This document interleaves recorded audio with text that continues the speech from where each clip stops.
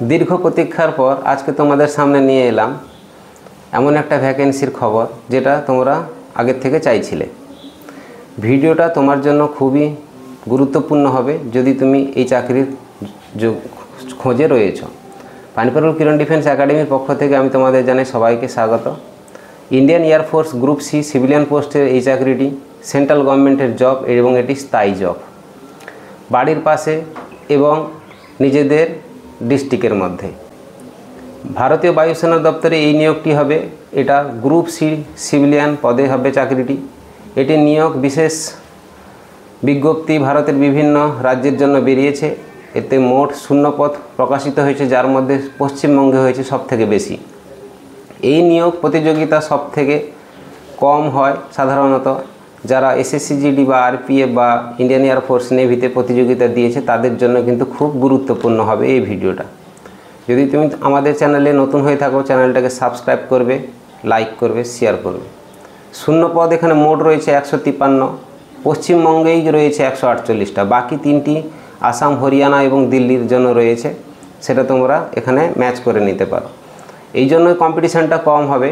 অন্যান্য ক্ষেত্রে আমরা দেখেছি, ভিডিওতে আমি তোমাদের সামনের দিকে আরও ডিটেলসে এর সম্বন্ধে আলোচনা করব কেন এই 153টার মধ্যে 148টা পোস্ট আমাদের জন্য খুবই গুরুত্বপূর্ণ। কোন কোন পোস্টে এখানে নিয়োগ হবে? Hindi typist, cook, store keeper, carpenter, painter, MTS, mess staff, laundry, vulcaniser, driver, lower division clerk, housekeeping staff. এই সমস্ত পোস্টে কিন্তু এখানে ভ্যাকেন্সিটা রিলিজ হয়েছে। এটার কিভাবে ফর্ম ফিল আপ হবে, কেমন আমরা করব এবং কোন কোন পোস্টে কটা ভ্যাকেন্সি আছে তার ডিটেলস আমি সামনের স্ক্রিনে তোমাদের নিয়ে আসব।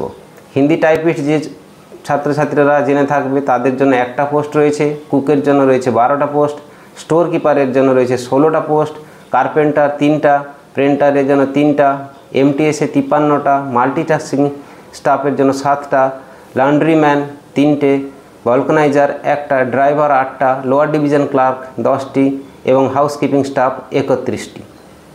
এইভাবে টোটাল আমাদের পদগুলো রয়েছে এবং এটাতে সবথেকে বেশি রয়েছে আমাদের পশ্চিমবাংলার জন্য, যেটা তোমরা আগের স্লাইডে দেখতে পেয়েছো।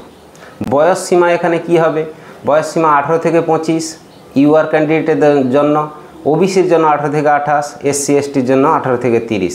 বেতন কাঠামো মাধ্যমিকের পর্যায়েতে 1 এবং উচ্চ মাধ্যমিক থাকলে 2য় নম্বর পর্যায়ে এদের বেতন কাঠামোটা স্থায়ী হবে। এবং যারা এই চাকরি তারাই করতে বেশি ইচ্ছুক হবে যাদের এসএসসিজিডির জন্য এজ ক্রস হয়ে গেছে আর অন্যান্য কোথাও চাকরির জন্য অ্যাপ্লাই করতে পারছে না, তাদের জন্য এই চাকরিটা খুবই গুরুত্বপূর্ণ হবে। হাউসকিপিং, এমটিএস, মেস স্টাফ এবং লন্ড্রি এবং ভলকানাইজার এটা মাধ্যমিক পাসের জন্য হবে। কুক, কার্পেন্টার, পেন্টার এটা আইটিআই ডিপ্লোমা হতে হবে। ড্রাইভার মাধ্যমিক পাস হতে হলেই হবে। স্টোর কিপার উচ্চ মাধ্যমিক পাস দরকার।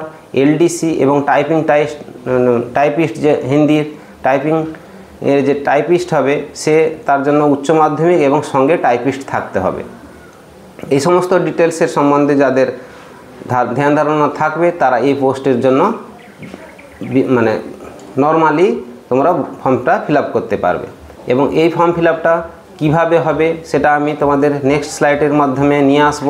তোমরা নিজেই দেখলে বুঝতে পারবে যে কিভাবে আমরা এই পদটিকে অ্যাচিভ করতে হলে বা এই পদে যদি আমি যোগদান করতে পারি তাহলে আমাকে এখানে করতে হবে কি। আবেদন পদ্ধতি এখানে অফলাইনের মাধ্যমে করতে হবে। আবেদনপত্র ডাউনলোড করে প্রিন্ট আউট করতে হবে, নিজ হাতে পূরণ করতে হবে এবং ডকুমেন্ট সহ নির্দিষ্ট ঠিকানা এটাকে পাঠাতে হবে। আবেদন মূল্য লাগবে না। সবথেকে খুশির খবর যেটা তোমাদের সামনে, যে এমন একটা চাকরি যেখানে তুমি আবেদন করতে চাইছো যেখানে কোনো আবেদন মূল্য দিতে হবে না। এর থেকে বড় আর কিছু খুশির খবর হতে পারে না, কারণ ম্যাক্সিমাম ছেলেরা বড় বড় যে সমস্ত জায়গায় আমরা পরীক্ষা দিতে যাই সেখানে অনেক সময় 100 টাকা, 200 টাকা, 500 টাকা পর্যন্ত আমাদের ফিস পেমেন্ট করতে হয়। নির্বাচন পদ্ধতি এখানে কি হবে? একটি ধাপে নিয়োগ হবে। এখানে শুধুমাত্র লিখিত পরীক্ষা হবে, আর কিছুই হবে না। এতেই তোমাদের সিলেকশান হবে, না রান, না মেডিকেল, না তোমাদের ফিজিক্যাল।